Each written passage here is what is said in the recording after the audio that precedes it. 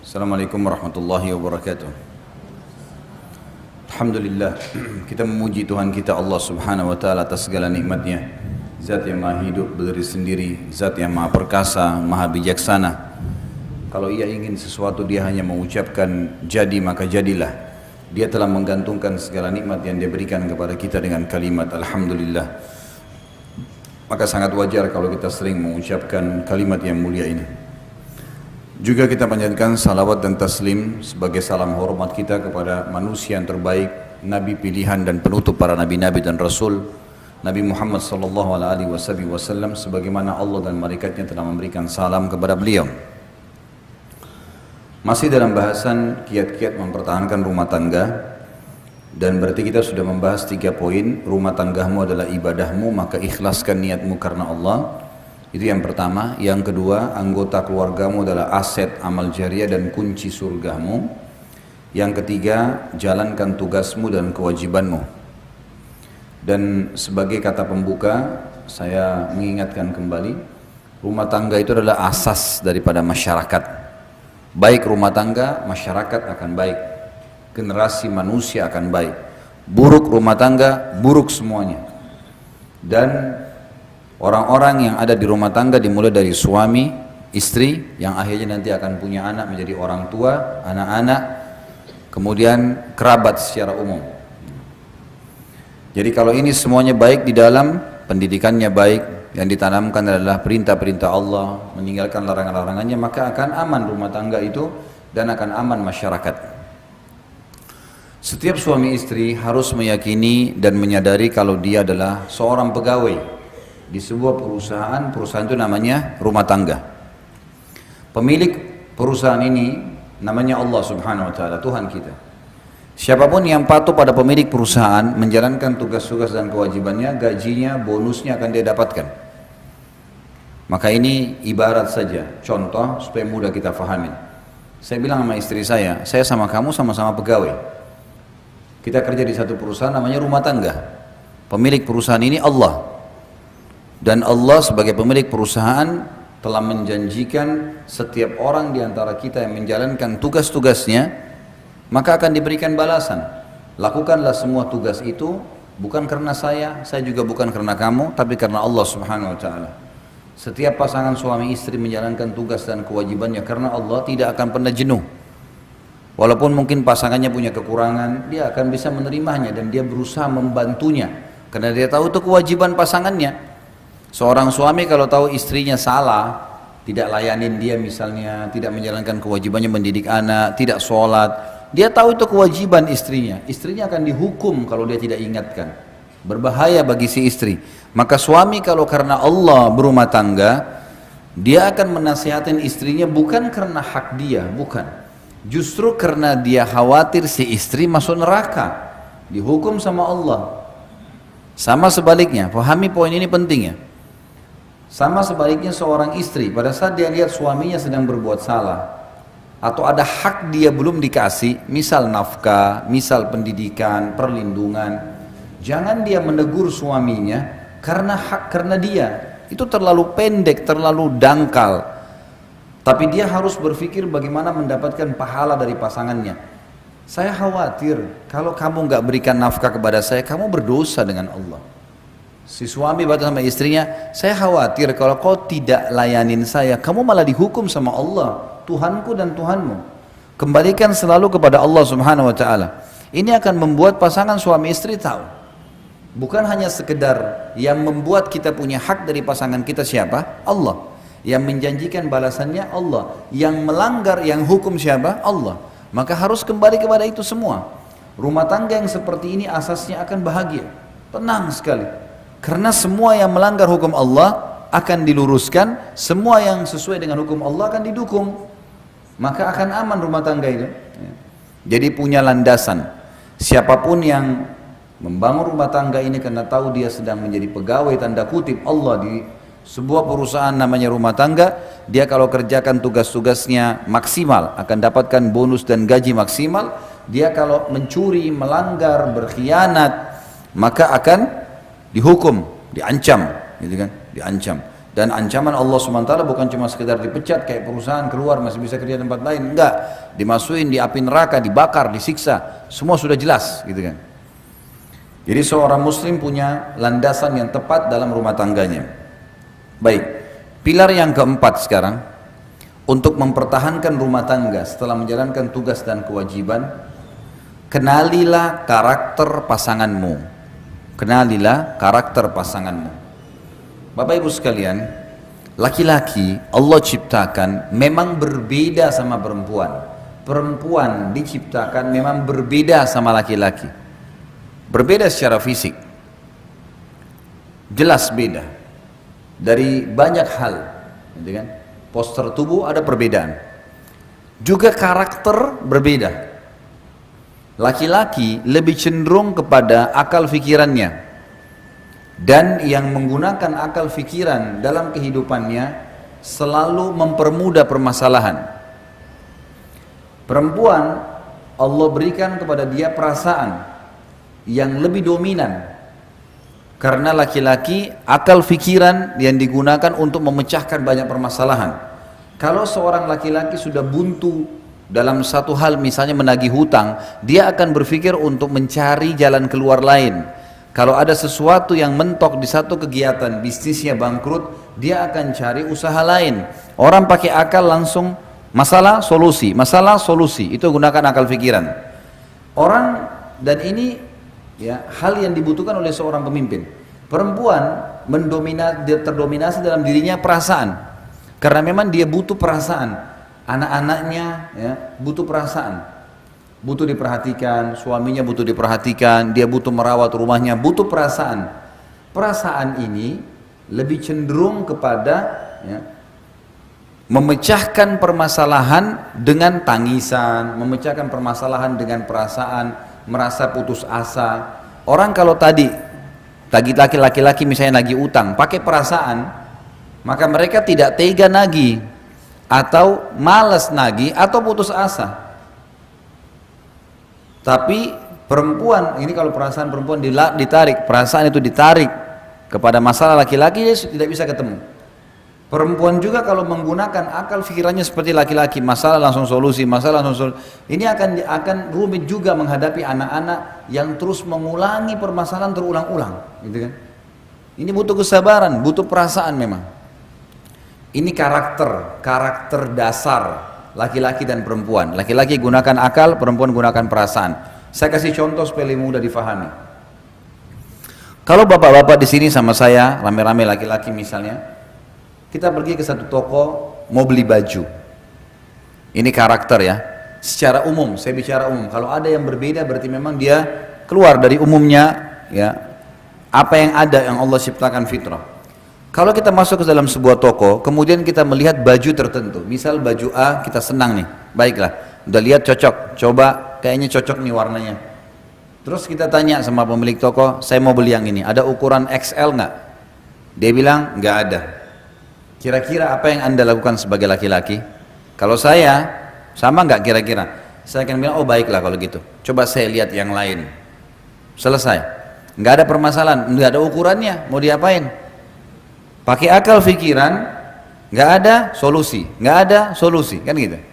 Coba kalau ibu-ibu masuk dalam sebuah toko, kemudian lihat baju cocok warnanya, jenisnya, tanya ukurannya nggak ada, apa yang ibu lakukan? Protes.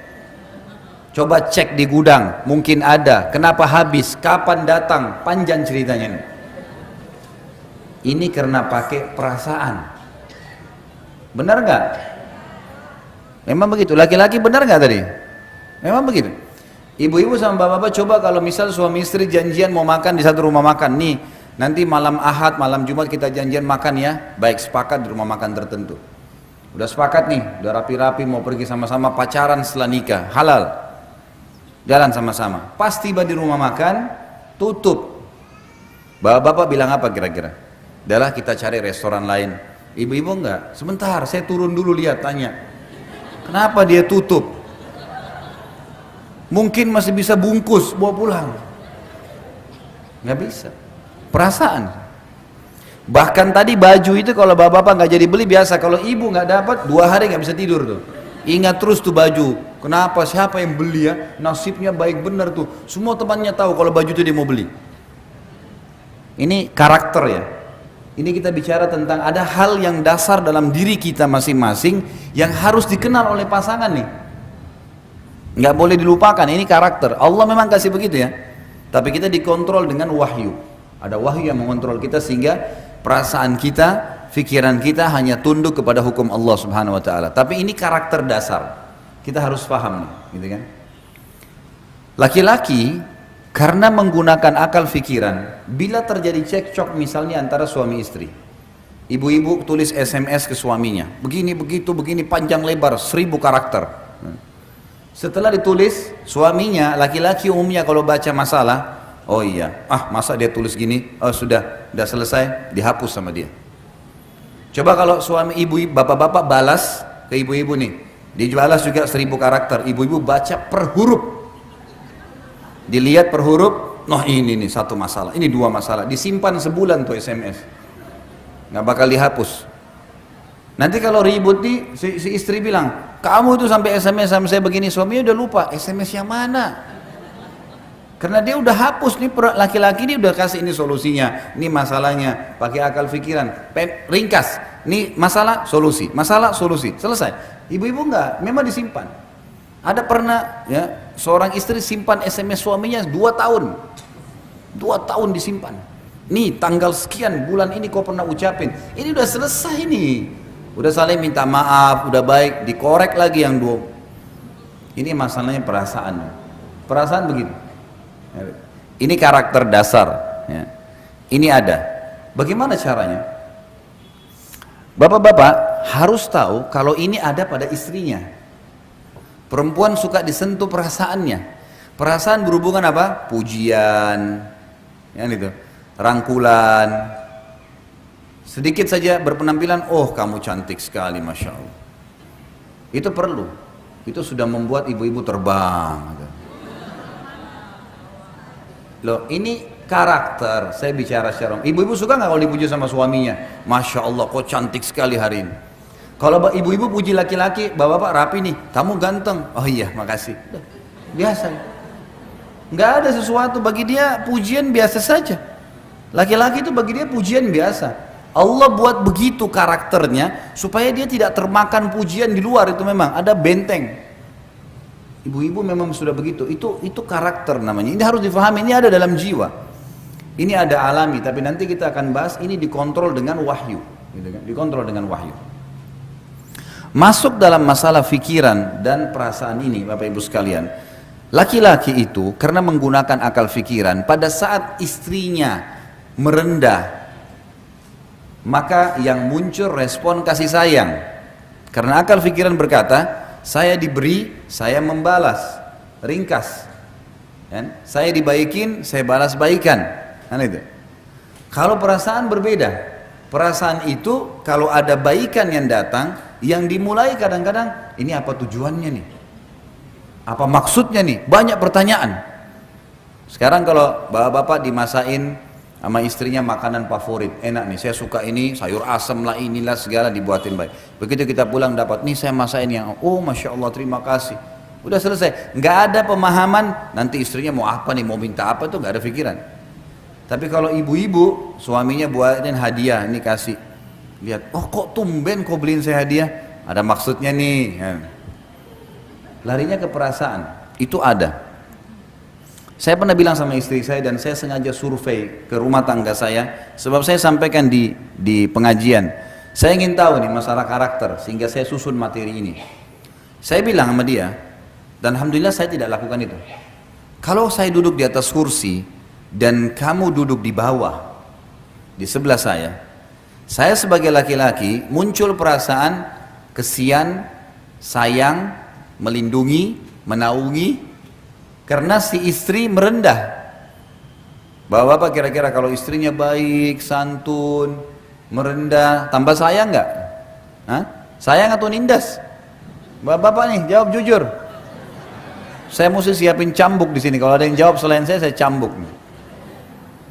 Karena memang itu karakter, pasti akan muncul naungan, sayang, perhatian, gitu kan? Karena ada jiwa kepemimpinan.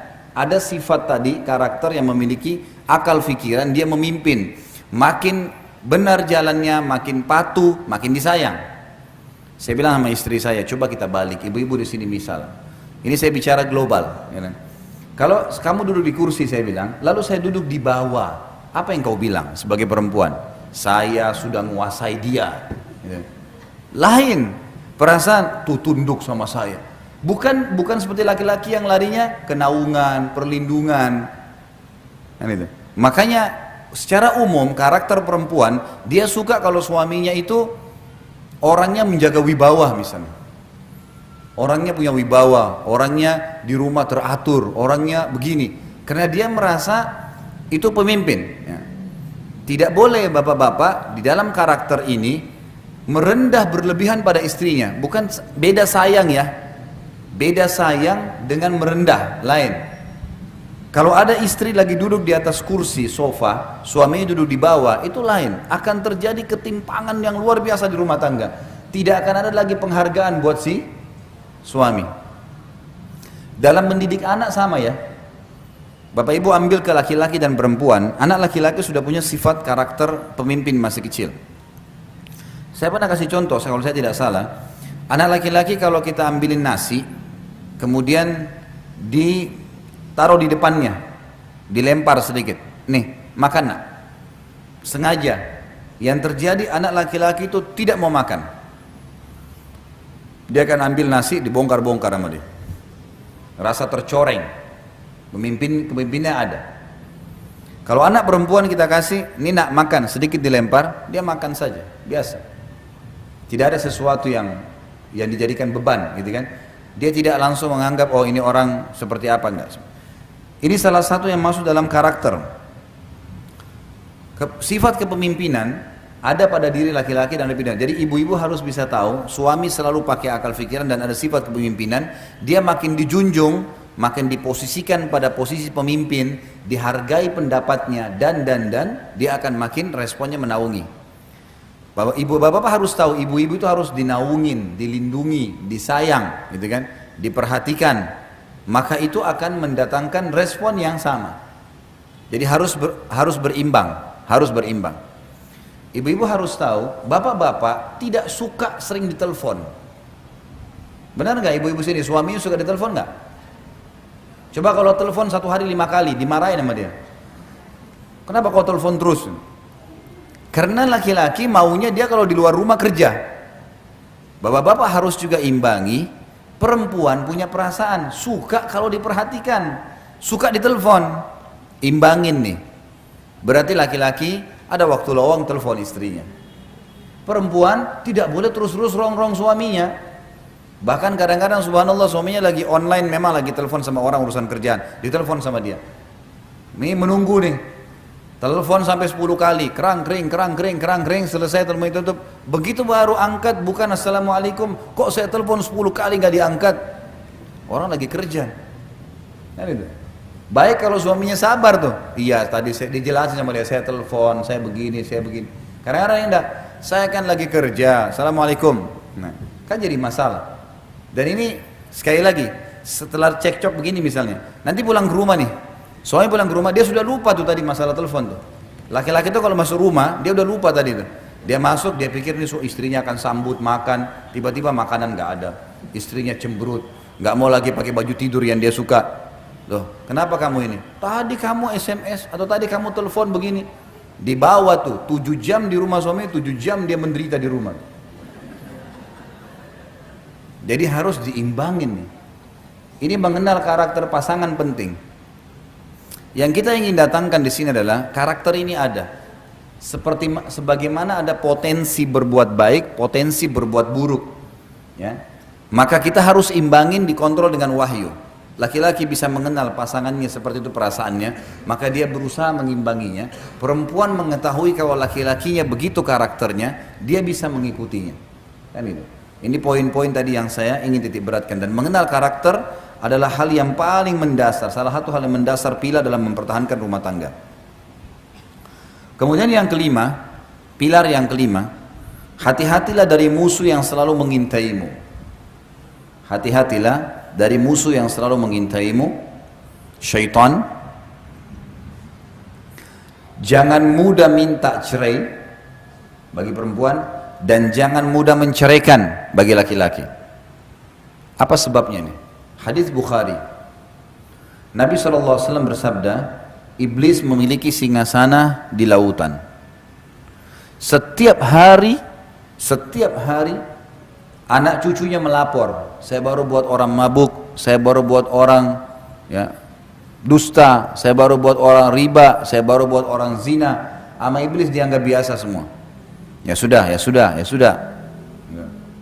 Pas ada anak cucunya mengatakan saya baru menceraikan suami istri, sama iblis diangkat, didudukan di singgasananya, berhenti tugas. Udah, yang penting sudah rusak satu rumah tangga, cerai, itu sudah prestasi yang paling tinggi dikejar oleh iblis. Kenapa? Rusaknya rumah tangga, ributnya suami istri, Bapak Ibu sekalian, akan mengacaukan seluruh masyarakat. Karena kalau ribut dua orang saja suami istri, sudah cukup seluruh keluarganya juga ikut ribut. Lingkungan teman-temannya semua juga ikut ribut, pro kontra. Kalaupun terjadi cerai, anak-anaknya jadi kacau semuanya. Secara kejiwaan masih muda, masih anak-anak, semua terpukul secara kejiwaan. Mau ketemu ayahnya, ibunya nggak kasih. Mau ketemu ibunya, ayahnya nggak kasih, dan seterusnya. Jadi memang cerai itu target utama iblis. Makanya hati-hati. Kata para ulama, kalau di luar rumah ada 5 syaitan atau 10 syaitan mendampingi seorang yang beriman, mencari untuk menggodanya, maka dalam rumah tangga ada 1000 syaitan. Kadang-kadang masalah kecil, mungkin suami bisa tersinggung hanya karena lupa dibuatin teh atau kopi, atau dicuciin bajunya oleh istrinya, atau mungkin ada yang dia minta dikerjakan di rumah, istrinya lupa, syaitan buat dia lupa. Sudah cukup untuk marah sama istrinya. Seorang istri sudah cukup untuk marah, bahkan bisa minta cerai hanya karena ingin diantar ke satu tempat, suaminya belum sempat, yang betul ada kesibukan. Akhirnya tersinggung, kalau ibumu kau dahulukan, kalau saya tidak, panjang ceritanya. Kalimat cerai lagi, hati-hati. Kata Nabi SAW, jangan main-main di 3 hal: pernikahan, perceraian, dan rujuk kembali setelah cerai. Ini nggak boleh main-main.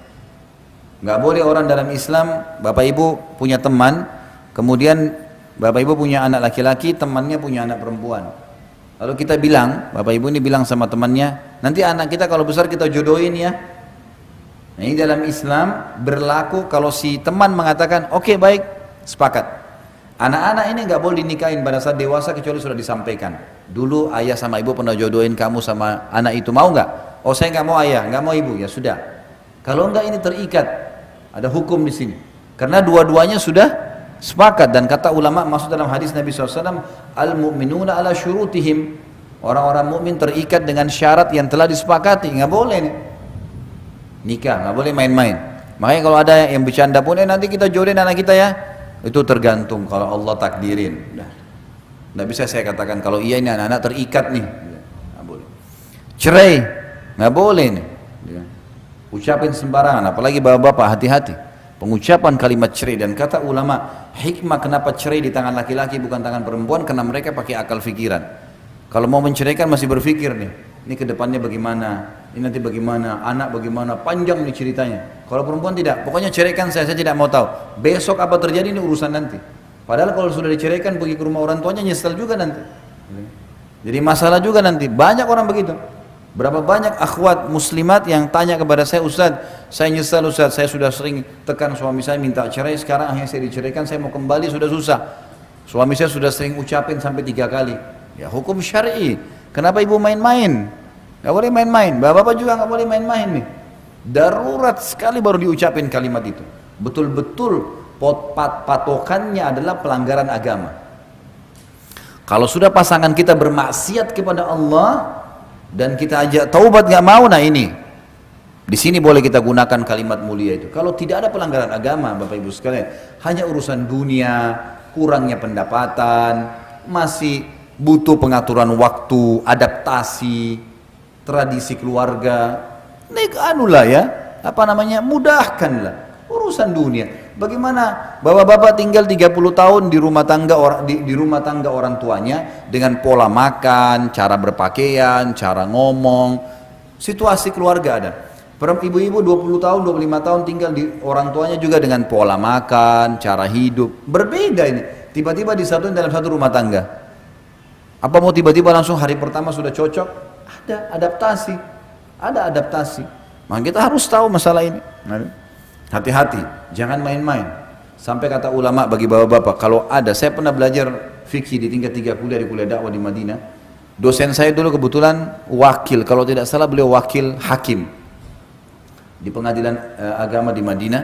Beliau bilang kalau ada seorang laki-laki istrinya lagi naik di atas tangga, bercanda dia bilang, kalau kamu naik lanjutin jalan kamu, saya ceraikan. Kalau kamu turun, saya ceraikan. Kalau si perempuan ini tidak mau diceraikan, dia harus turun dari tengah-tengah, kena jatuh tuh tolaknya, walaupun bercanda, nggak boleh. Makanya ibu-ibu jangan sering udah ceraikan saja saya, kita sudah nggak cocok, akhirnya suaminya terpicu ngucapin kalimat itu, nggak boleh. Bapak-bapak juga jangan menekan istrinya dengan selalu, kalau kau tidak mau ikut saya akan ceraikan. Kalau urusan agama boleh, ingat ya, kalau sudah urusan agama hubungan sama Allah, cerai ini boleh dipakai. Tapi kalau urusan dunia, masalah makanan, baju, warna spray, gorden, tinggal di mana, dunia, nggak ada yang dibawa ke kuburan. Mau diapain tuh rumah yang, oh ini di Menteng, hebat, oh ini cuma di Rawamangun, saudara.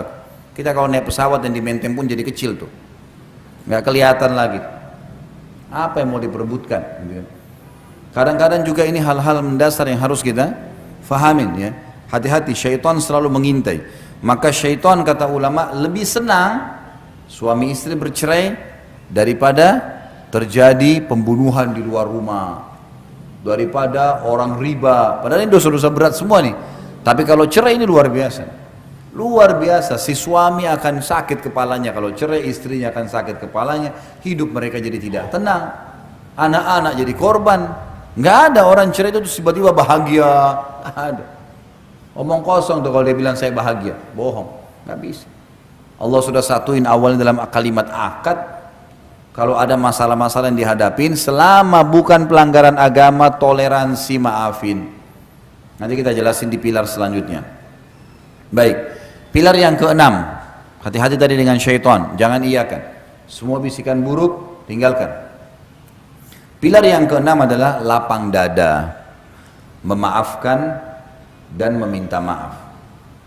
Islam mengajarkan kita Bapak Ibu sekalian yang benar memaafkan, yang salah minta maaf. Dan ingat, jangan nginapkan permasalahan. Tidak boleh nginap, nggak boleh nginep. Begitu ada masalah, duduk baik-baik. Maaf ya, kayaknya kok saya terganggu dengan ini nih. 1, 2, 3, 4, 5. Menurut kamu bagaimana? Istri sampaikan ke suaminya. Suaminya lagi ada masalah.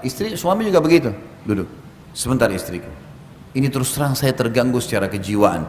Ada masalah 1, 2, 3, 4, 5. Menurut kamu bagaimana jalan keluarnya? Diskusikan baik-baik, bicarakan, clearkan pada saat itu. Yang salah wajib minta maaf. Ingat, kita pegawai di perusahaan Allah. Yang tidak mau memaafkan dihukum sama Allah tuh, nggak boleh. Maafin, udahlah. Gitu kan? Juga yang salah tidak mau minta maaf ini dihukum juga, nggak boleh. Orang sudah minta maaf nggak mau dimaafin bagaimana? Sudahlah, gitu kan? Dan semua ada pahalanya. Semua ada pahalanya. Bahkan dalam Islam Bapak Ibu sekalian kita dianjurkan memaafkan sebelum orang minta maaf. Misal gini, ada orang menggibah, mencoreng nama kita, atau memfitnah kita misalnya. Sakit hati? Ya sakit hati. Cobaan. Kalau tidak ada cobaan, dari mana kita dapat pahala sabar? Nggak ada pahala sabar. Oh cobaan saya berat, ya makin berat makin besar pahalanya. Kata Nabi SAW, inna idhamal ajr ma idhamal bala. Pahala yang diberikan oleh Allah bobotnya akan seberat cobaannya. Cobaan makin berat makin besar pahalanya. Bahkan cobaan ini Bapak Ibu sekalian ada 2 manfaat besar yang banyak orang Islam tidak tahu. Padahal ini dalam agama mereka. Yang pertama, cobaan itu akan memaksa dia tanda kutip dekat dengan Tuhannya. Dan kita akan jauh dari kemaksiatan. Kita kalau lagi ada cobaan, ada penyakit, ada masalah, Tidak ada peluang bagi syaitan untuk membuat kita berbuat dosa tuh. Diajak teman-teman ngumpul-ngumpul, buang-buang waktu. Aduh, lagi ada masalah. Nggak deh, nanti lain waktu. Dan kalau dia lagi ada masalah, berdoa, ibadah sama Allah, pasti khusyuk, enak tuh. Kalau dia berdoa, nangis, kembali kepada Allah ya, dia kembali, itu luar biasa. Luar biasa. Dia akan rasakan kenikmatan doa. Bahkan kalau kita lagi ada masalah, kita berdoa sama Allah, bisa nangis, bisa curhat sama Allah, itu tidak bisa kita rasakan kenikmatannya itu kalau lagi tidak ada masalah. Semua orang menghadapi masalah, Nabi SAW menghadapi masalah, apalagi kita manusia biasa.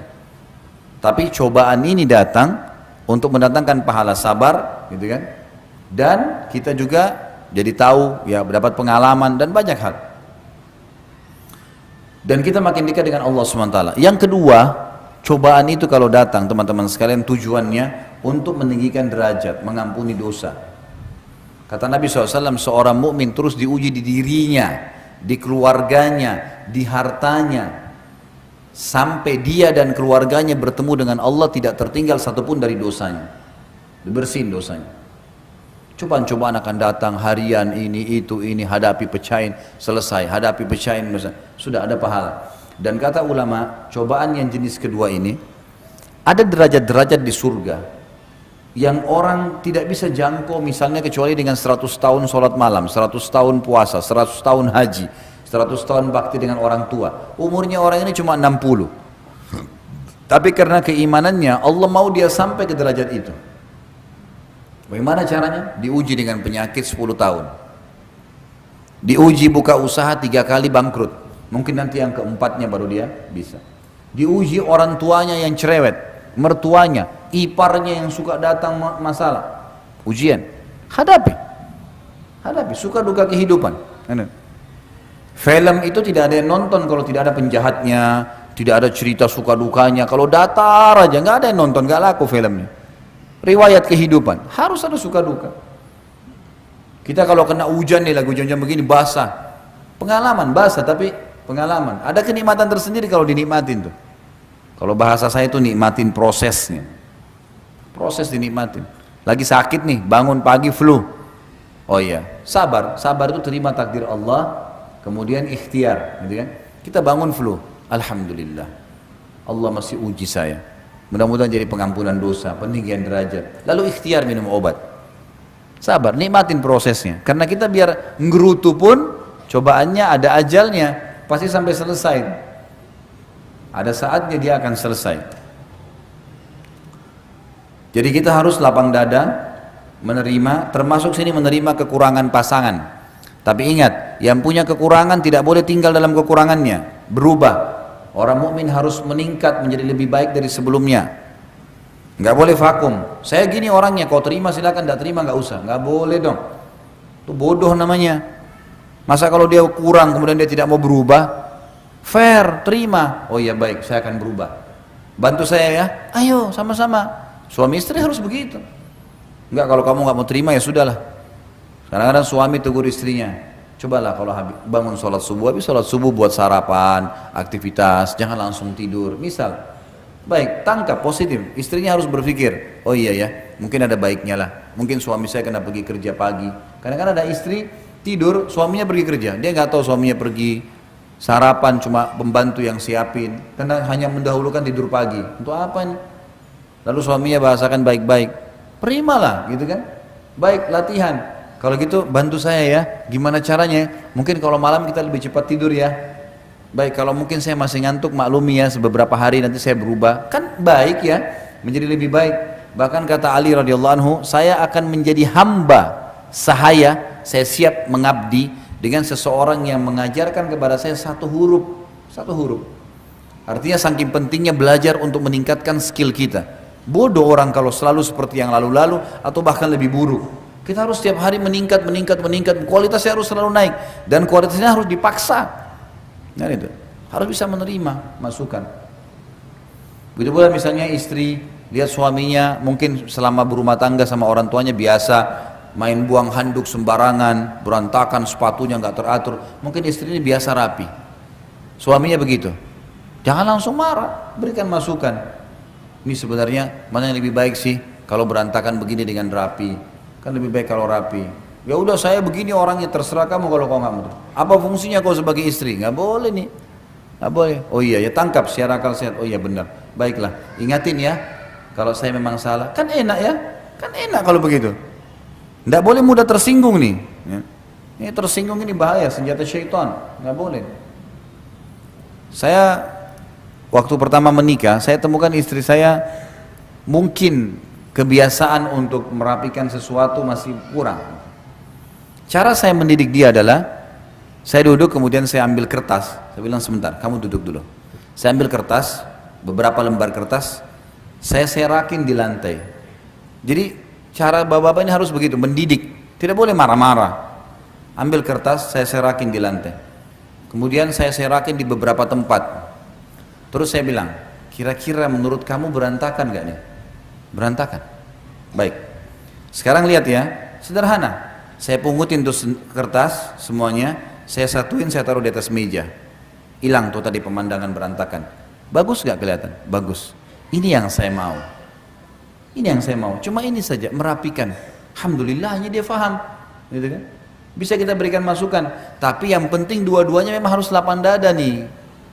Jangan sampai si perempuan tidak mau diperbaiki atau si laki-laki tidak mau diperbaiki, ini bahaya. Ini kalau mau rumah tangganya bertahan ya, kita bicara masalah pilar mempertahankan rumah tangga. Insya Allah itu rumah tangganya abadi, insya Allah. Bukan cuma dunia, sampai di akhirat. Karena orang mukmin tahu kalau tidak cerai, mereka akan bersama di surga juga. Artinya abadi nih. Sekali akad maka akan sampai di sana. Ini penting. Ya. Jadi harus bisa lapang dada, memaafkan dan meminta maaf. Tentu banyak hadis-hadis ya yang berbunyi tentang masalah ini.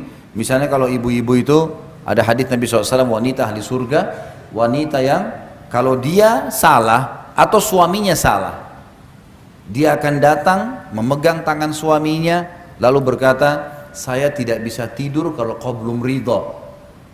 Saya tidak. Ini sabda Nabi ya, wahyu memandu ibu-ibu pakai cara ini. Ini tuntunan dari Allah, bukan dari saya.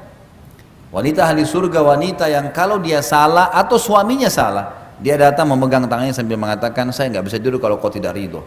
Ternyata ini secara zahir hadisnya, bisa saja ibu-ibu bilang, kok kesannya suami salah saya yang harus minta maaf ya.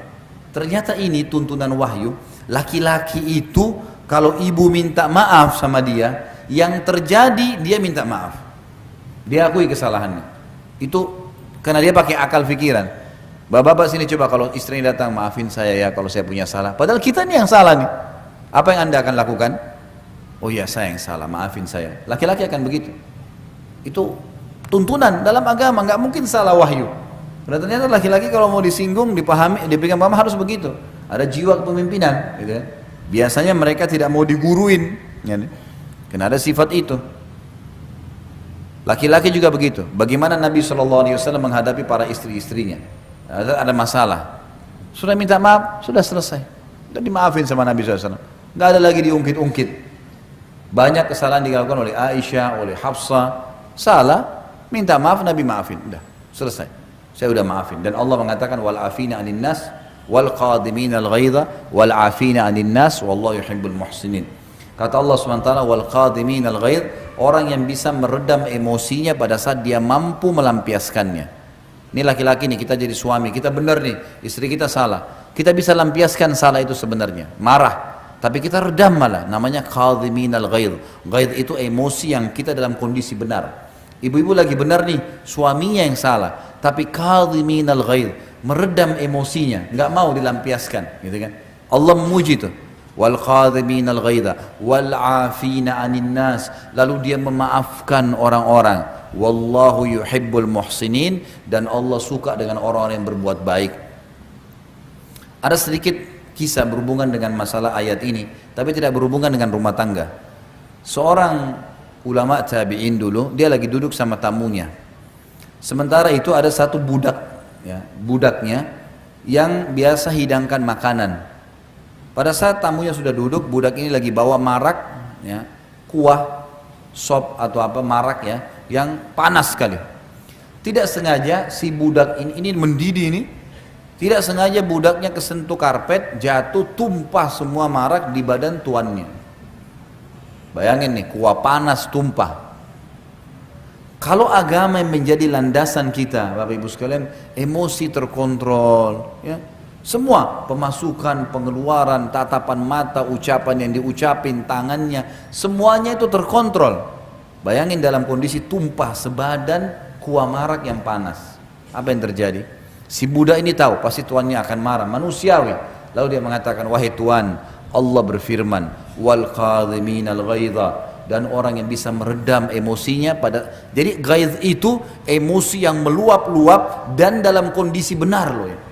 Anak kita salah nih, kita bisa mukul dia, tapi kita redam. Pada saat itu justru kita bisa marah dengan pegawai atau pembantu kita, tapi kita redam, gitu kan?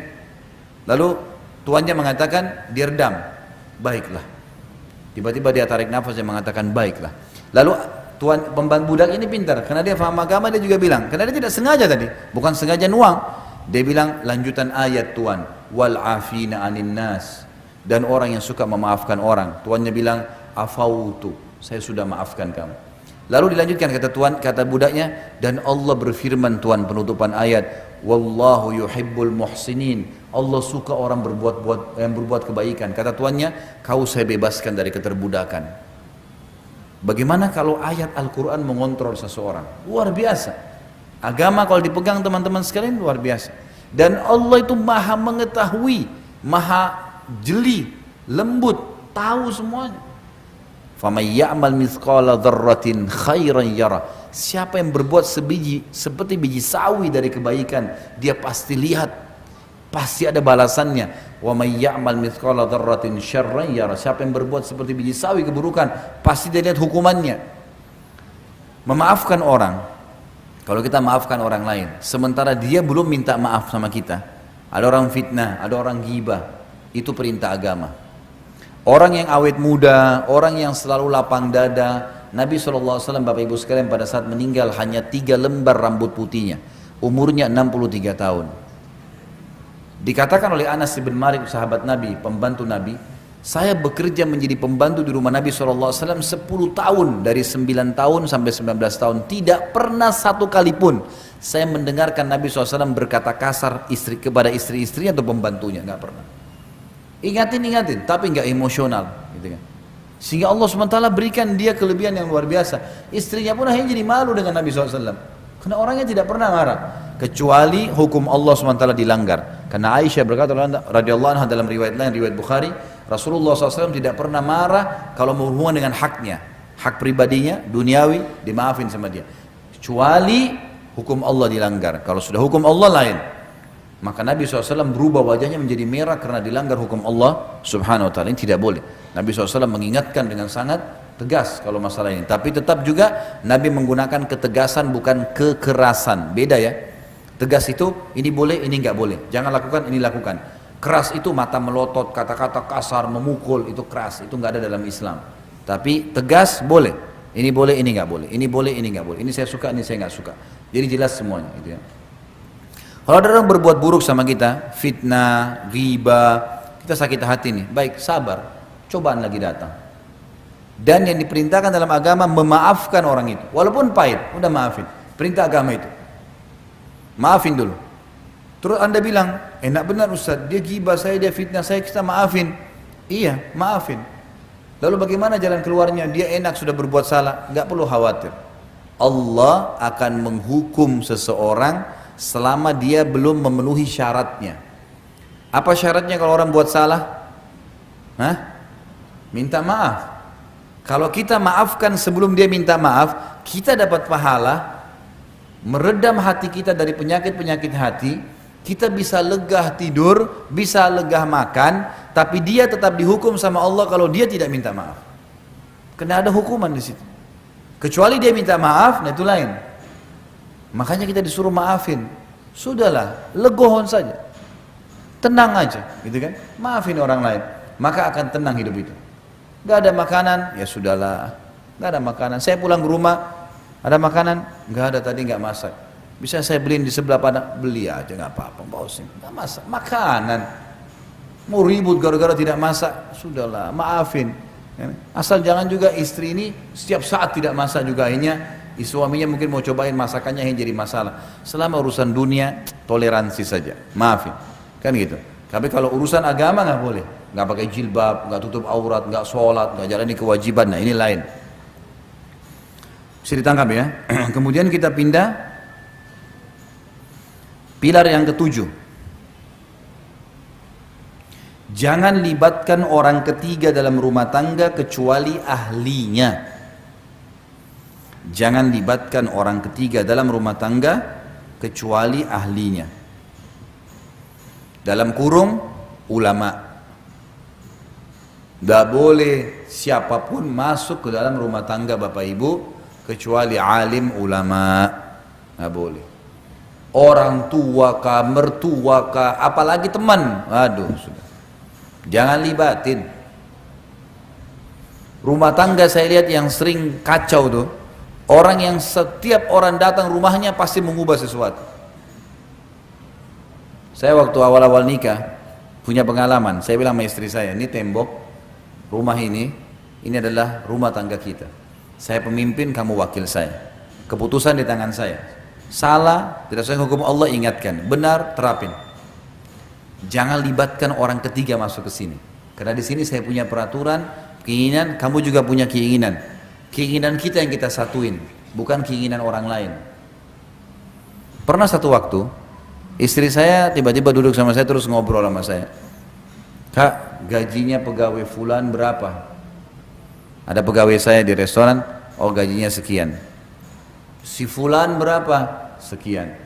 Si fulan berapa? Sekian. Sudah mulai tanya, ini 17 orang, satu-satu sudah mulai tanya, sudah 3 orang. Saya bilang sebentar. Kamu ini sudah ketemu siapa? Siapa yang sudah kamu temuin tadi?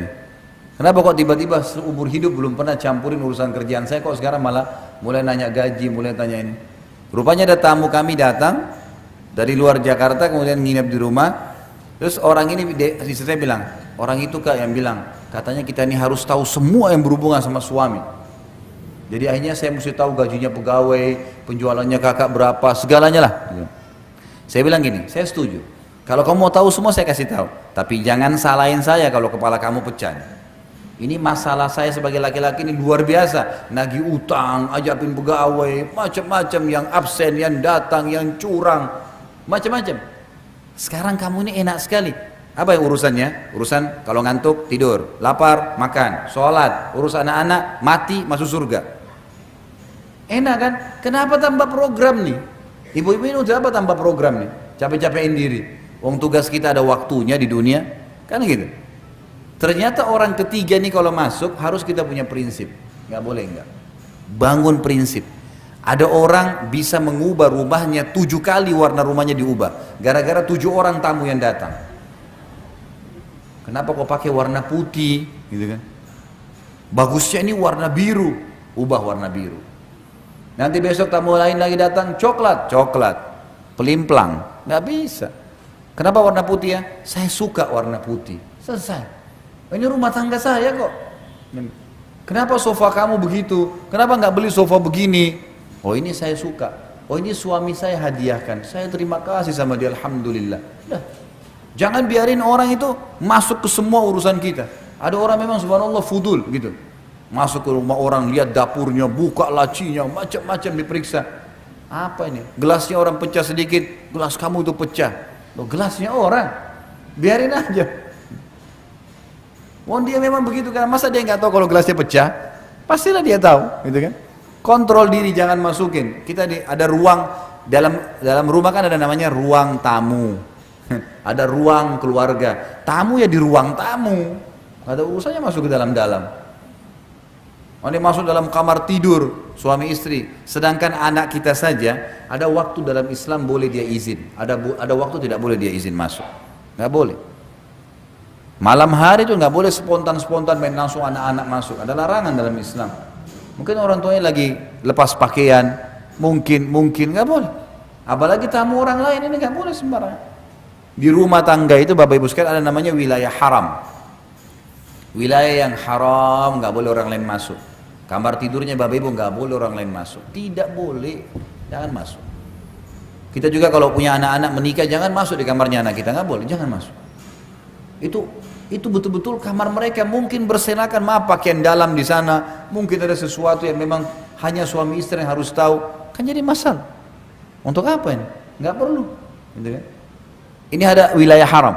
Kecuali darurat sekali mungkin orang tua kita datang butuh kamar mandi, ya. Kemudian mau masuk di kamar mandi, ada kamar mandi yang mungkin kamarnya beliau tidak ada kamar mandinya yang kita kasih, baik silakan di kamar, nggak masalah. Tapi kalau ini umum semua orang, ada orang subhanallah temannya semua tahu kalau bentuk kamarnya bagaimana. Ini saya sarankan jangan ya. Nah, ini bukan masalah sombong, bukan, tetapi memang tidak boleh. Orang ketiga ini kalau masuk, orang ini melihat dengan mata, dia berpikir dengan akal, dia punya telinga, kemudian dia juga punya kesenangan, ya, dia punya suka sesuatu, maka dia pasti nyampaikan apa yang dia suka. Ini berbahaya nih. Banyak ibu-ibu protes sama suaminya, minta gonta-ganti HP, gonta-ganti mobil, hanya karena temannya begitu, tetangganya begitu. Ini orang yang pelimplang, nggak ada tujuannya. Bahkan pernah saya temukan kasus ada rumah tangga ribut gara-gara tidak digantiin HP, padahal istrinya tidak ngerti bagaimana pakai HP baru itu. HP lama aja belum mengerti, cuma bisa SMS sama telepon. Yang lain belum tahu, terus mau ganti HP baru hanya karena gengsi. Perlihatkan orang. Kenapa ini? Untuk apa gengsi? Kita harus punya prinsip. Ini harus ditanamkan. Rumah tangga kita punya cara sendiri. Gitu kan? Ini penting untuk diketahui agar jangan sampai sembarangan. Nah, orang-orang yang bisa kita ceritakan tentang permasalahan kita hanya ahlinya. Alim ulama, karena mereka akan memandu kita kepada jalan keluar agama. Banyak orang punya masalah rumah tangga, orang tuanya dilibatkan. Orang tuanya sendiri punya masalah rumah tangga. Ada banyak orang yang dilibatkan ibunya cerai sama suaminya, gitu kan? Akhirnya dituntun anaknya cerai aja sama suaminya. Ikuti langkahnya dia. Banyak begitu.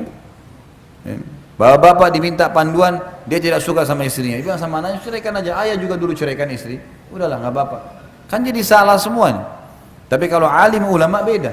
Allah berfirman, Rasulullah bersabda, kan diingatkan, harusnya begini, sabar, pertahankan, ini solusinya, ruqyah, ini, itu, macam-macam.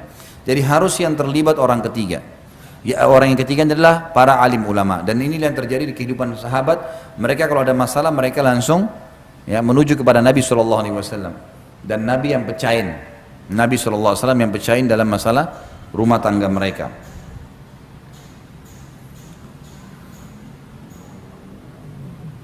Yang kedelapan, pilarnya adalah Islam asas rumah tanggamu.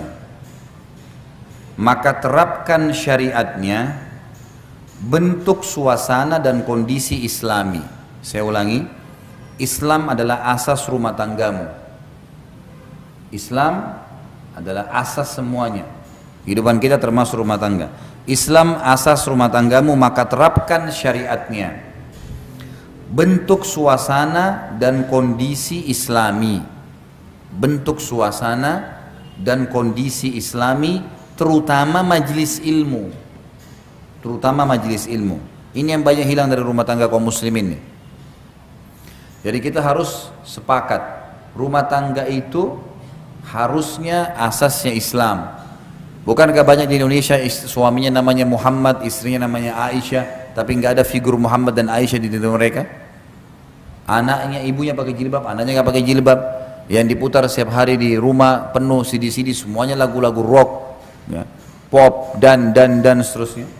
Nggak ada Al-Quran, nggak ada tilawah. Lebih parah lagi, tidak ada majelis ilmu. Bapak Ibu sekalian, majelis ilmu kayak Bapak Ibu lowongin waktu begini. Ini kalau Bapak Ibu lihat pahalanya hari kiamat, berharap 24 jam di majelis ilmu. Sisi pahala. Sisi yang lain, tidak ada orang bubar dari majelis ilmu jadi buruk, nggak ada. Kecuali memang itu bukan majelis ilmu ya. Memang orang yang buruk, bukan alim, bukan seorang dai yang benar. Tidak ada orang kalau nyampaikan wahyu Allah, hati lunak. Kita pulang itu bawa ilmu, bawa iman, berubah jadi lebih baik. Kalau Bapak Ibu bisa rasakan itu seperti sekarang, pasti beda sebelum hadir dengan sesudah hadir, gitu kan? Pasti beda bentuk keimanannya, pasti beda. Ada mungkin yang salah, pas tadi kena poin ini, butuh saya salah ya, mungkin saya coba perbaikin, kan menjadi lebih baik itu. Majelis ilmu kalau benar itu akan merubah orang menjadi lebih baik, karena memang tangga agama kita ilmu, ilmu datangkan iman, iman datangkan amal soleh. Tidak boleh kosong hidup kita dari ilmu, nggak boleh. Jangan pernah kosong Bapak Ibu sekalian.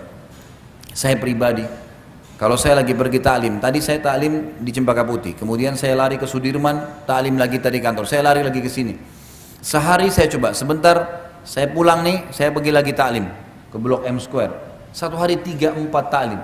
Dan saya merasa kalau satu hari satu taklim saja, saya pribadi ya, kalau saya bicara pribadi saya merasa ada jeda kosong. Kalau saya pulang ke rumah, kadang-kadang memang saya sudah memahami istri saya, waktu saya akan kasih kamu malam, waktu siang sama dengan laki-laki mencari nafkah, bergerak, saya akan bergerak untuk agama.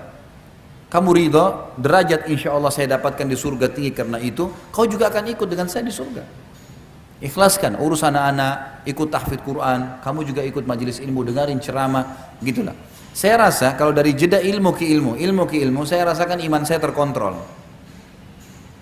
Kapan ada jeda sedikit, gitu kan? Misal tidak ada pengajian sehari, duduk di rumah, apa yang kita lakukan? Duduk. Apa kalau orang terbiasa nonton TV duduk dari remote ke remote, dari remote ke remote.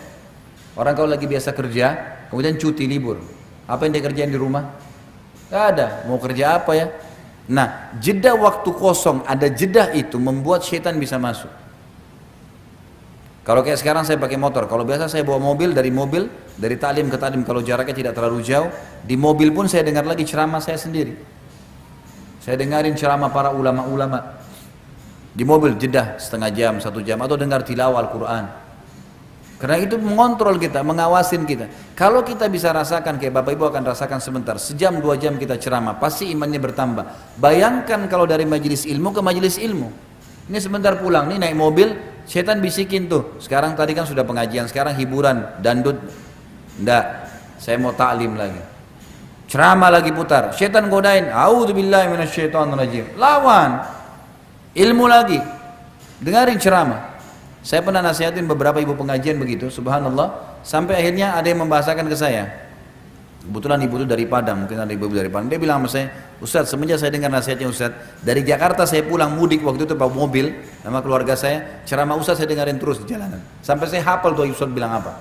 Bolak-balik. Ceramah Ustaz Khalid terus dari pergi sampai pulang, gitu kan. Akhirnya suami saya pun dengar, anak-anak dengar, gitu kan. Tapi memang dia bilang seperti yang Ustaz Khalid bilang, kita merasa terkontrol. Karena dari ceramah ke ceramah, apalagi kalau yang berseri, kita terus dengarin, oh ini lagi penasaran selanjutannya apa. Jadi memang itu harus ditanamkan, majelis ilmu itu penting, luar biasa penting. Tidak boleh kosong, jangan kosong. Kosong ini waktu lowong membuat syaitan bermain.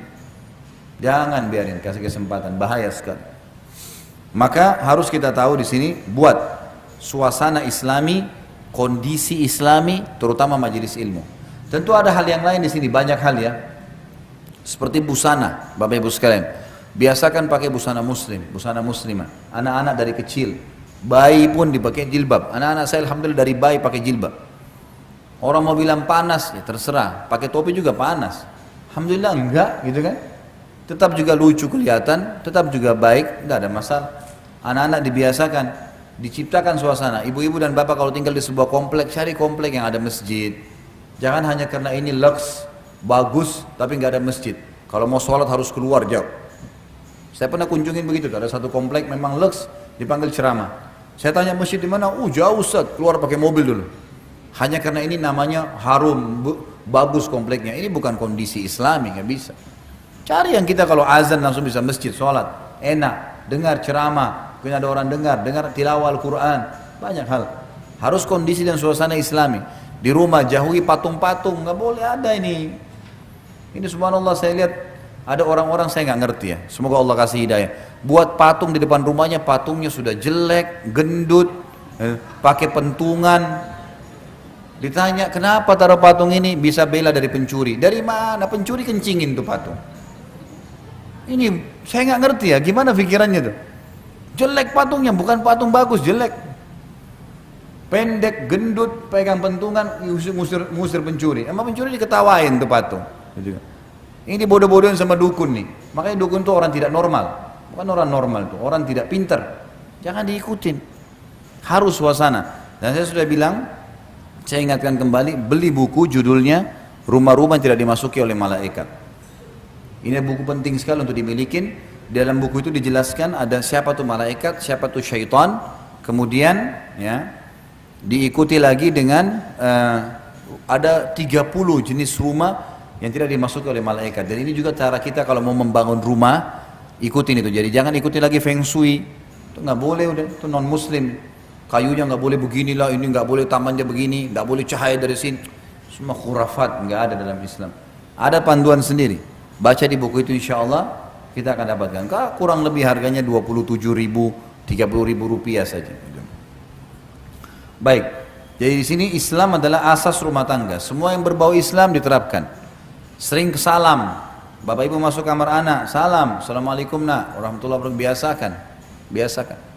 Saya ke masjid dekat rumah, anak saya umur 2 tahun lebih saya bawa sama-sama ke masjid. Saya semuanya tidak sangka, saya memang tidak berpikir sebelumnya. Begitu saya naik motor, lewatin ikhwah-ikhwah yang biasa dekat-dekat rumah saya, ikut sholat di situ. Karena kadang-kadang kalau saya jadi imam, saya kultum. Kemudian pada saat saya jalan menuju ke masjid, saya bilang assalamualaikum warahmatullahi wabarakatuh. Setiap lewat assalamualaikum, sunnahnya memberi salam. Anak saya ini rumahnya perhatikan nih, cuma 2 tahun lebih, belum bisa ngomong jelas. Subhanallah, begitu saya pulang dari masjid, dia ikut sama saya di mobil, di motor. Sebelum saya salam sama orang-orang yang lewat, dia yang salam, kum, semua. Disalamin semua sama dia. Tertanam bagaimana ke masjid. Dia kalau azan tolak, abati, Allahu Akbar, disuruh sholat. Dia ingatin saya suruh sholat. Karena saya biasa bawa ke masjid. Lihat bagaimana kita ciptakan itu pada diri mereka. Tertanamkan suka ke masjid, sudah mulai salam sama orang. Kadang-kadang kalau saya mau memberi sesuatu, saya kasih ke anak-anak saya. Ini kasih ke orang itu. Dia tahu berberi, membagi, gitu kan? Bagaimana dia memberi, sedekah, kita kasih. Anak-anak saya sekarang alhamdulillah setiap orang miskin, abati orang miskin tuh, berhenti mobil, kasih. Mereka tunjukin tuh, karena saya tertanam. Bayangkan anak-anak terdidik sampai dewasa, sudah terbiasa lihat orang miskin langsung berhenti kasih. Tanamkan itu, Islam yang ditanamkan dalam pikiran mereka. Bukan malah kalau makan, udah makan nak, tidak usah kasih orang, kamu kenyang duluan dulu. Mana cara didikannya? Islam asasnya harusnya begitu. Baik, selanjutnya yang ke-9. Jam berapa azan? Hah? Ini mau dilanjutin atau pertanyaan? Hah? Lanjutin, baik. Yang ke-9, nasihat menasihati. Nasihat menasihati. Ini perintah agama. Kata Nabi SAW, ad-dinun nasihat. Agama ini adalah nasihat. Jadi kita saling mengingatkan, saling menasihati. Ibu-ibu harus bisa menerima kalau dinasihati sama suaminya. Bapak-bapak juga harus bisa menerima kalau diberikan nasihat oleh istrinya, gitu kan? Landasan hukumnya adalah hadis riwayat Bukhari. Nabi SAW pernah waktu di Sulhu Hudaybiyah. Tahu Hudaybiyah ya? Hudaybiyah itu sekitar 80 km dari Mekah. Bapak Ibu kalau lagi umroh, coba negosiasi sama travelnya, minta kami bisa nggak mampir ke Hudaybiyah. Hudaybiyah itu biasanya banyak peternakan unta, dan orang kalau mau beli susu unta biasa di situ. Hudaybiyah. Jadi biasa kalau mau ke Madinah dari Mekah, kalau Mekah dulu baru ke Madinah, itu biasanya bisa lewat Hudaybiyah, gitu kan? Yang jelas di Hudaybiyah ini pernah ada kejadian di zaman Nabi SAW, beliau keluar sama 1.400 orang sahabat mau umroh, tapi oleh orang Quraisy ditahan di Hudaybiyah, nggak boleh keluar, nggak boleh masuk Mekah. Sahabat-sahabat waktu itu geram, mereka kebetulan pakai ihram tapi bawa pedang, lalu mereka mengatakannya, Rasulullah kita lawan saja nih. Nabi SAW mengatakan tidak boleh, tidak ada perintah Allah. Kalau Allah perintahin jihad kita lawan, kalau enggak boleh. Malah turun wahyu, Allah menyuruh kita pulang ke Madinah. Udah mengalah, tapi dijanjikan kita akan menguasai Mekah nanti. Nabi SAW waktu menerima wahyu harus pulang ke Madinah dan sepakat buat sulhu Hudaybiyah, kesepakatan Hudaybiyah. Kesannya poin-poinnya kayak menyudutkan umat Islam. Tapi itu sebenarnya ada maslahat-maslahat yang Allah lebih tahu. Karena Allah bilang terima dan pulanglah ke Madinah, gitu kan? Nabi SAW sempat bilang, ayo kita pulang ke Madinah, perintah Allah. Sahabat-sahabat waktu itu masih pada duduk sambil pegang pedang, berharap ada perintah lain, perang aja, 1.400 serang Mekah sekalian. Nabi SAW masuk ke dalam kemah, yang ikut pada saat itu adalah Ummu Salamah, istri Nabi SAW yang lebih tua daripada beliau. Duduk lalu berkata, ya Rasulullah, ada apa? Kata Nabi SAW, dan ini juga ibu-ibu boleh, kalau suaminya lagi bingung, lagi kelihatan sedih, datang nanya, ada apa?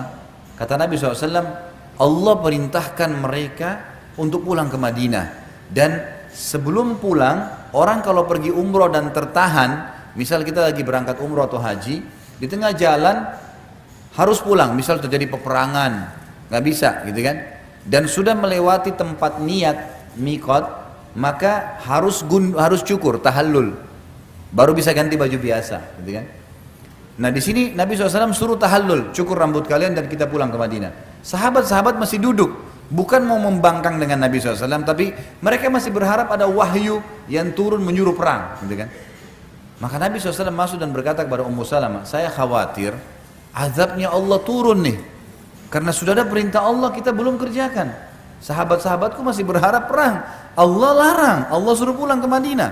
Lalu kata Ummu Salamah, ini nasihatnya, ya Rasulullah, tidakkah anda memulai mencukur rambut anda duluan? Anda keluar, cukur rambut duluan depan mereka. Kata Nabi SAW, pendapat yang baik. Nabi keluar, panggil tukang cukur, langsung gundul. Waktu sahabat lihat Nabi gundul, semua saling cepat gundul rambut mereka. Takut pada saat itu karena Nabi sudah kerjakan. Maka dicukur sampai kepala mereka ada yang berdarah. Tapi kita ambil pelajaran apa? Nasihat Ummu Salamah kepada Nabi SAW. Tapi ingat, adab. Adabnya kata ulama adalah seorang istri memberikan nasihat kalau melihat dalam keadaan sedih atau bingung suaminya atau diminta sarannya. Karena laki-laki tidak suka kalau tiba-tiba diguruin. Misal dia mau pakai baju tertentu, saya siapin baju saya warna biru. Oh, menurut saya pakai merah aja. Oh, dia maunya biru, sudah siapin biru. Kecuali dia minta saran, menurut kau saya pakai biru atau merah ya, baru kita berikan saran. Kalau enggak. Karena memang karakternya begitu. Harusnya kita mengikuti alur karakter, gitu kan? Sama halnya juga istri, nasihatin. Nabi SAW seringkali menasihatin Aisyah, menasihatin ya istri-istri yang lain supaya mereka bisa menerima, dan ini penting sekali. Menasihatin adalah perintah agama. Ingat, menasihatin di sini poinnya adalah pada hal-hal yang berbau agama. Semua penasihat agama tertuju pada agama, bukan duniawi. Dalam arti kata, panduannya adalah agama. Yang ke-10, sabarlah, dunia sebentar dan akhirat target hidupmu. Sabar.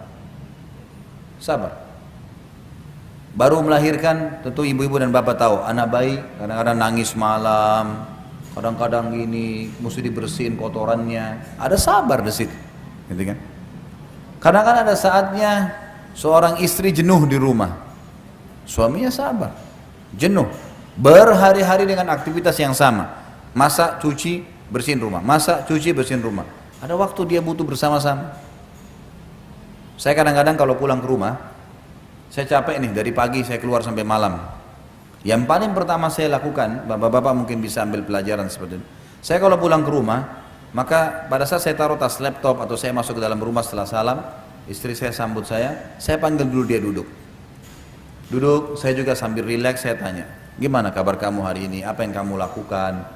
Maka dia cerita pengalaman dia yang 8 jam saya tinggalkan setengah jam. Begini, macam-macam, anak-anak inilah itulah. Ada yang perlu saya tanggapin, yang tidak, oh iya, baiklah, sabar, gini, udah setengah jam. Ternyata ibu-ibu ini karena tadinya menampung 8 jam nunggu suaminya, dia juga butuh didengar. Oh tadi anak-anak ini ada yang jatuh, ada begini, ada yang telepon, ada yang datang, ada yang... Bapak-bapak jangan egois, dengar tuh. Kalau bapak-bapak tidak buka diri untuk menerima keluhan istri, dia keluhan ke laki-laki lain nanti. Nggak boleh. Nanti kalau sudah laki-laki lain curhat baru masalah, jangan. Dengarkan. Coba duduk dengarin. Itu ternyata setelah setengah jam semua unek-uneknya sudah hilang, habis. Saya nggak minta diaturin makan, tiba-tiba, lupa mau makan ya. Ya makan, silakan siapin makan, tidak apa-apa. Saya juga sambil rileks. Istri saya juga akhirnya tungguan penantian dia 8 jam selesai, karena saya dengarin masalahnya. Yang perlu saya tanggapi, yang tidak, gitu kan? Selesai. Banyak suami egois, pulang, istrinya sudah tunggu nih 8 jam, pulang ke rumah, langsung masuk. Mana makanan? Saya capek, tidur langsung, masuk kamar. Istrinya lihat dia, ini apa nih manusia? Betul kamu capek kerja, saya kan juga capek ngurus rumah. Butuh pendamping, butuh curhat, butuh bicara. Perempuan punya perasaan. Padahal tidak butuh waktu banyak teman-teman sekalian, tidak butuh waktu banyak. Duduk bicara sama pasangan, menatap wajahnya, menatap mata, itu tidak butuh waktu banyak. Dengarin ucapannya, nasihatin, rangkul, itu penting. Sama halnya ini kalau suami, istri juga begitu. Suaminya pulang, maka walaupun ada hajat yang mendesak, Yang didahulukan adalah kebutuhannya dia. Begitu datang, mau minum, mau makan sesuatu, saya siapin dulu. Kalau dia bilang nggak usah, temani saya duduk. Ya sudah, temani duduk. Selesai, mungkin suaminya ini mau cerita. Tadi di jalan hujan, tadi begini, tadi macet, dengarin aja. Oh iya, dia cerita begini, oh iya gitu, oh iya. Berarti kalau besok harusnya bawa jas hujan, oh kalau mungkin besok begini, oh nantinya begini, nanti besok saya siapin sarapan hangat ya, dan. Sudah selesai setengah jam, kemudian sudah lihat nih suami ada lega, dia sudah sampaikan masalahnya. Karena subhanallah menceritakan sesuatu itu penting ya. Kita kalau kekang sendiri masalah kita, itu malah jadi masalah. Tapi kalau kita bicara dan Allah jadikan suami istri itu sebagai pendamping untuk itu, menjadi tempat penampungan, kita nampung. Setelah selesai ibu mau sampaikan hajatnya apapun tidak ada masalah. Ini penting untuk diketahui. Ibu-ibu ada rahasia untuk, saya sudah pernah sampaikan kalau tidak salah, bagaimana suaminya bisa memenuhi hajatnya. Penuhi pandangan matanya, penuhi perutnya, penuhi kemaluannya. Itu di laki-laki, gitu kan? Kalau di perempuan dua hal saja, pandangan mata dan perut.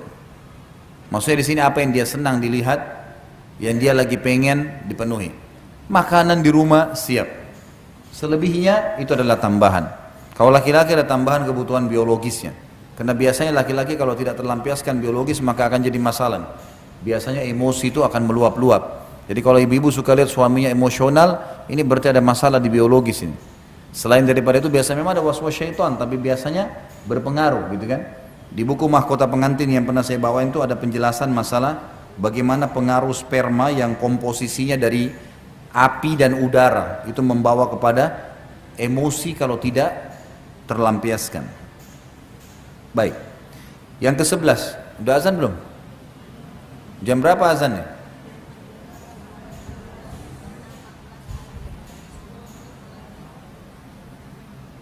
Berapa menit lagi? 10 menit lagi ya. Baik. Yang keberapa sekarang?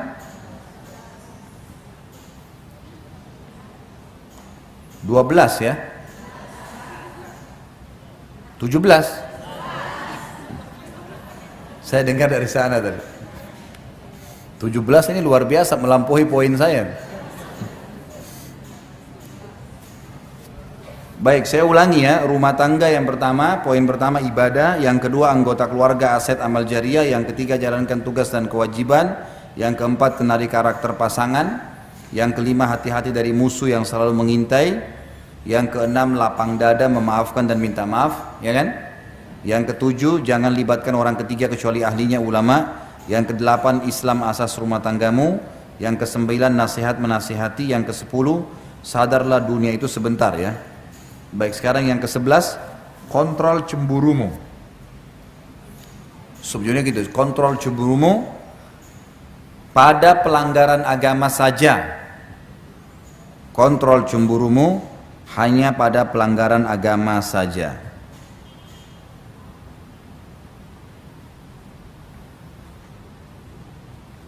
Cemburu adalah sebuah nilai positif dalam Islam. Tapi dia sebuah potensi yang bisa benar bisa salah. Laki-laki yang tidak cemburu pada istrinya disebutkan dalam agama dengan dayyuth. Dayyuth itu adalah laki-laki yang membiarkan suaminya pada pelanggaran agama karena dia suka. Misal dia kena cinta sekali sama istrinya, dia nggak tega, sudahlah istrinya nggak apa-apa nggak pakai jilbab, istrinya nggak apa-apa nggak sholat, istrinya nggak apa-apa durhaka sama orang tuanya dia, sama mertua. Itu semua tidak boleh. Dayyuth namanya, nggak boleh. Dalam Islam haram, gitu kan? Dia tidak boleh, ya, dia harus punya kecemburuan. Seorang istri juga punya kecemburuan terhadap suaminya. Tapi kecemburuan ini harus pada pelanggaran agama saja. Tidak benar dalam Islam kalau ada suami atau istri cemburu dengan anaknya. Misal, ada banyak terjadi begitu.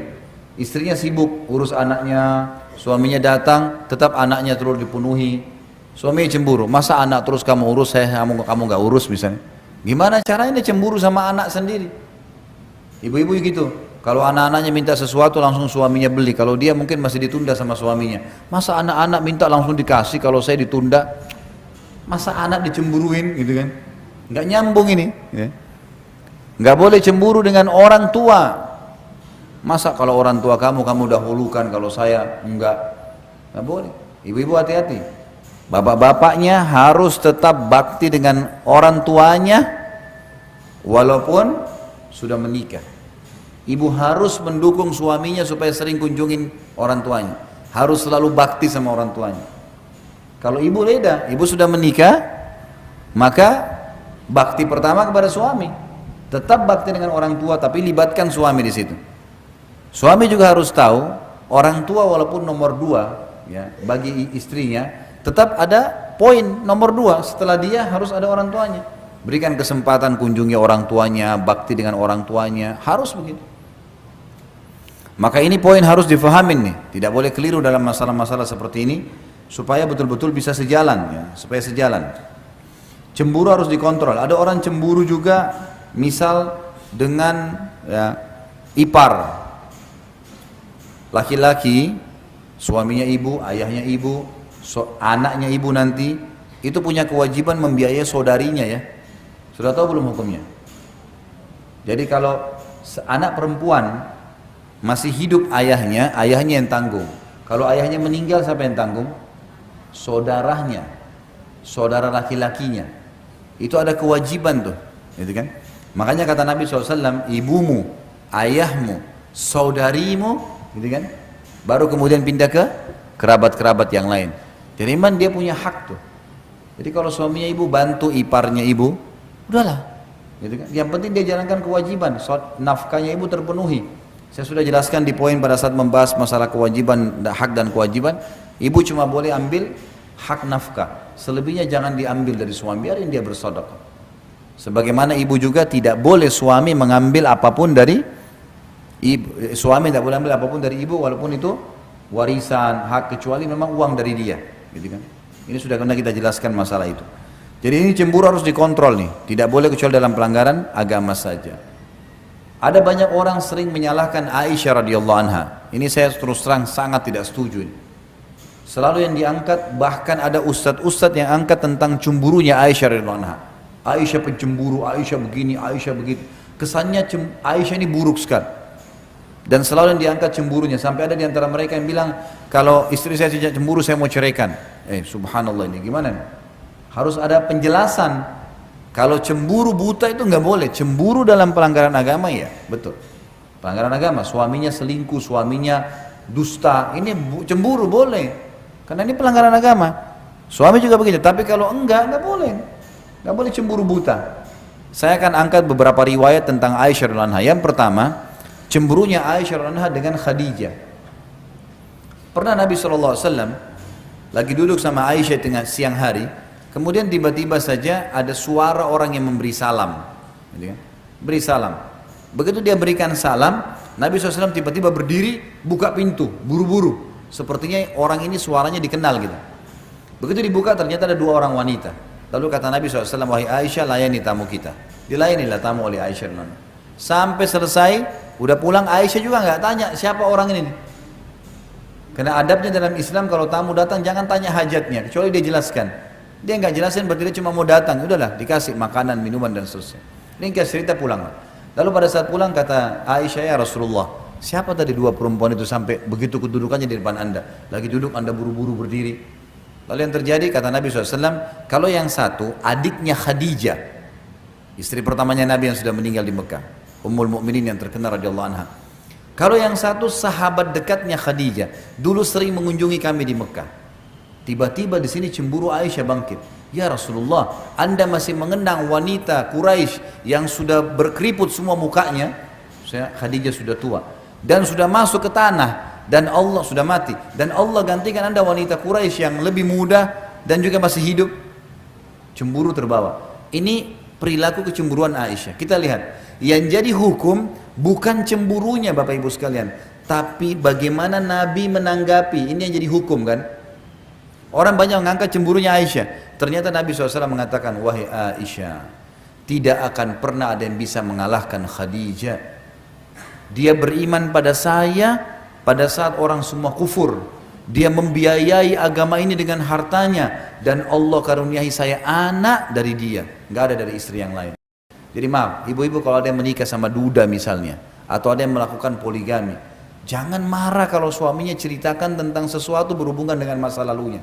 Duda. Oh dulu saya sama istri saya makan, saya sering dihidangkan nasi goreng kalau pagi. Oh kamu selalu kenang dia ya, nggak usah. Ya udah gali aja kuburannya suruh keluar. Gimana? Orang cerita dia pernah laluin, gimana caranya kita mau cemburu nih? Nggak nyambung, nggak boleh. Oh iya, baik. Kira-kira nasi gorengnya seperti apa? Saya coba buatin. Siapa tahu saya bisa buat lebih baik. Oh biasanya pakai telur, pakai begini, baiklah. Besok kita buat. Ibu buat yang lebih baik dari itu. Coba, kan selesai. Kenapa harus jadi pemicu? Orang punya masa lalu. Gimana cara? Bapak nikah sama janda. Lalu dia cerita, mungkin bapak sibuk. Lalu suami dulu punya waktu. Dulu saya sama si fulan, kadang-kadang malam masih diajak keluar makan nasi goreng pinggir jalan. Saya pengen waktu berdua. Jangan langsung tersinggung bapak-bapak. Oh iya, maaf ya, mungkin saya kurang di situ. Saya akan luangkan waktu, kan gitu. Rangkul itu, ambil sehingga akhirnya kita bisa menjalin rumah tangga yang benar. Udah azan ya. Kita tutup sampai sini insyaallah. Nanti kita lanjutkan lagi kalau Allah masih mudahkan ada kesempatan. Masih ada beberapa poin yang belum dibahas insyaallah. Semoga saja apa yang kita bahas hari ini bermanfaat dan juga Allah jadikan tambahan di timbangan amal kita hari kiamat. Dan juga semoga seluruh yang belum dapat hidayah dimudahkan dapat hidayah, yang sudah dapat hidayah dimudahkan untuk mengamalkan. Semua yang pernah berbuat salah, berbuat dosa dimaafkan oleh Allah Subhanahu wa taala. Seluruh yang sudah mati dari muslimin diampuni dosa-dosanya, dari orang tua kita, dari kerabat kita. Dan juga semoga seluruh muslimin di Palestina, di Syria, di Yaman, di Irak diberikan kemenangan oleh Allah Subhanahu wa taala, dan juga Allah partisipasikan kita bersama mereka di pahala, dan semoga Allah satukan kita di surga firdausnya tanpa hisab, semana Allah satukan kita di majlis ilmu yang mulia ini. Kalau benar dari Allah, kalau salah dari saya mohon dimaafkan. Subhanakallahumma bihamdika asyhadu an la ilaha illa anta astaghfiruka wa atubu ilaik. Wassalamualaikum warahmatullahi wabarakatuh.